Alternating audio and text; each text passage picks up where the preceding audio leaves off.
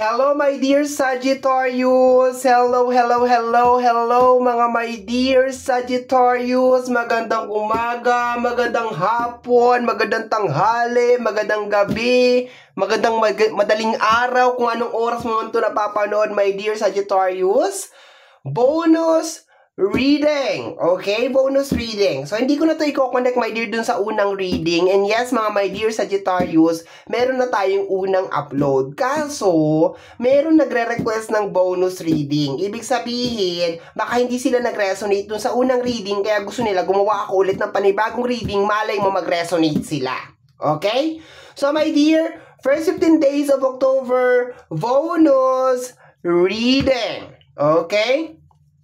Tingnan natin. Sa mga gusto pong mapanood yung ating pinakaunang first 15 days of October, I will be putting a link dito, my dear Sagittarius, or kung hindi man dyan maglalabas or mag-a-appear yung link na yon, I will be putting another link sa dulo ng ating video. Okay? Nakalagay doon, Sagittarius, October 1 hanggang October 15, 2024. Okay? So, my dear Sagittarius, bonus reading. Okay? Isa-isa na lang sa oracle card, my dear. Isa-isang card sa oracle card. Tingnan natin. Okay? Energy ng I want you. Okay? So, meron kang energy ng I want you. Baka marami kang gustong bilhin, marami kang gustong gawin, o baka energy to ng isang tao. In short, meron kang cravings. Okay? For today's videos, pag-uusapan natin ang iyong cravings. Sabi mo kasi dito, my dear, I want you. Okay? Ano ba yung gusto mo, my dear? Okay? Tingnan natin kung ano ba yung gusto mo. Tingnan natin. Huwag mo sabihin conflict. Gusto mo ng away? Tingnan natin, my dear, ha?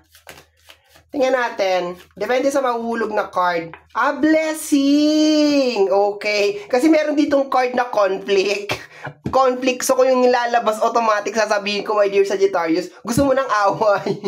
Diba? So, lucky. No? Gusto mo ng blessing. Ayan. You want blessing. You want jackpot. You want money. You want reward. Okay? Napakaganda nito, my dear. Kasi you are just manifesting some blessing. Pera. Diba? Yun lang ang energy ng iyong first 15 days of October. Tingnan natin, my dear. Additional cards pa tayo. Tingnan natin. Okay? I would do anything for you. Okay? I would do anything for you. So, my dear, nakukuha ko dito na lahat gagawin mo, my dear, para makuha yung mga bagay na gusto mong makuha or yung mga bagay na minamanifest mo, kung jackpot man yan, maayos na future, reward, kung ano man yung minamanifest mo. Meron na sa bunganga ko. Haglit lang. Okay. Kung ano man yung minamanifest mo, my dear, okay? Lahat gagawin mo, my dear, para makuha itong jackpot, itong reward. Okay, tingnan natin, my dear, kung ano pa yung susunod na eksena. So, nandoon ka lang, my dear. Gusto mong magkaroon ng jackpot, gusto mong magkaroon ng reward, gusto mong magkaroon ng achievement, gusto mong maging successful, gusto mo ng pera. Kasi nakalagay dito, my dear, ayan, no? $10 million. Okay, nakalagay doon. Ayan, no? So, baka yung iba talaga sa inyo talaga nagmamanifest talaga ng pera. Talagang gusto talaga ng pera. Okay, tingnan natin, my dear, kung ano pa ang mga susunod na message. First 15 days of October. Okay, first 15 days of October. Sagittarius, 3 cards lang din tayo dito, my dear, ha? 3 cards lang. Ayoko kasi masyadong maraming card kasi ang hirap nung energy pag sobrang dami na ng card. Okay, 3 cards lang. We have here the energy of the High Priestess. Wow, ang ganda niyan. Baka na-unlock mo na, my dear Sagittarius, kung paano kaya yaman. Okay? Kasi ang High Priestess is energy of revelation. Okay? So, kung nakafocus yung energy mo sa pera, jackpot, reward, baka malamang sa malamang, bagoong alamang, nalaman mo na kung paano ka yayaman. Paano ka asenso. Okay? Tingnan natin, my dear. O paano makukuha, my dear, yung mga bagay na minamanifest mo. Yes, my dear. Code unlock. Okay? Yun na nakukuha ko dyan, my dear. Energy ng star.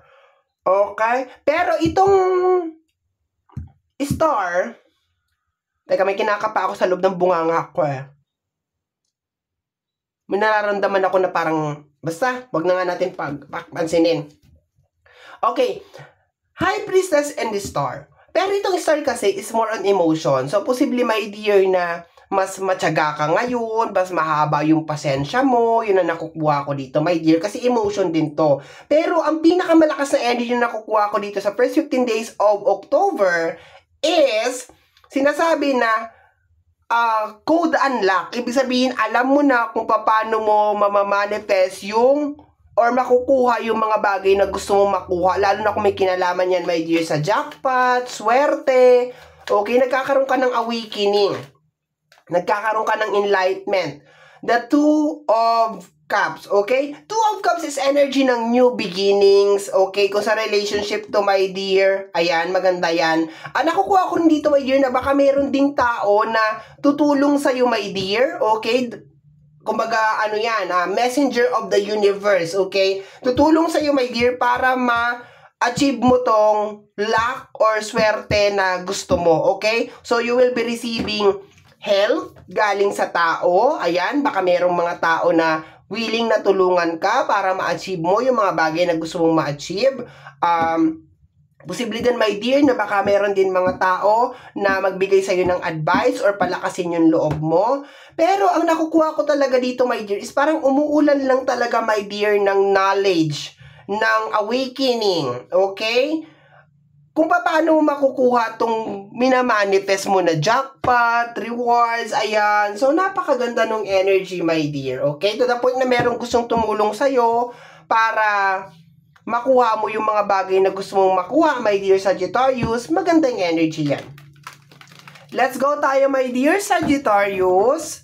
Last 3 cards pa tayo, my dear. Last 3 cards. Last 3 cards para sa'yo, my dear Sagittarius. Okay, last shuffle na ito. Tingnan natin.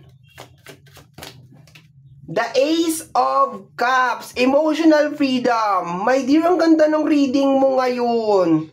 Ang ganda niya kasi nakukuha ko, my dear, that you are receiving spiritual awakening. My dear, first 15 days of October. Para makuha mo yung mga bagay na gusto mo mangyari. Ang lakas din ng motivation mo, my dear, sa first 15 days of October. Na lahat gagawin mo para maging successful ka, ma-overcome mo itong problema, itong obstacle, itong struggle.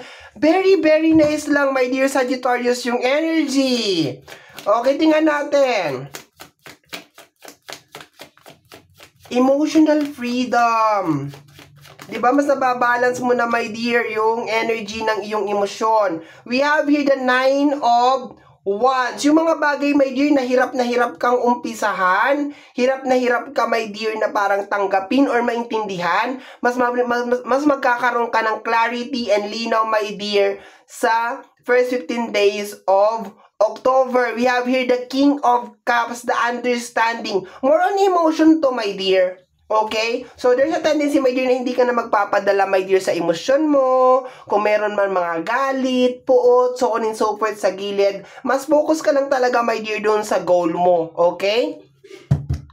Bottom deck of the card is the 9 of Pentacles, my dear. Maski mag-isa ka lang, my dear, maski maraming nagbabackstab sa'yo, ayan, maski mag-isa mo lang minamanifest yung mga manifestation mo, diba? So, binibuild up mo talaga dito, my dear, yung confidence mo. Ang ganda ng bottom cards natin, my dear.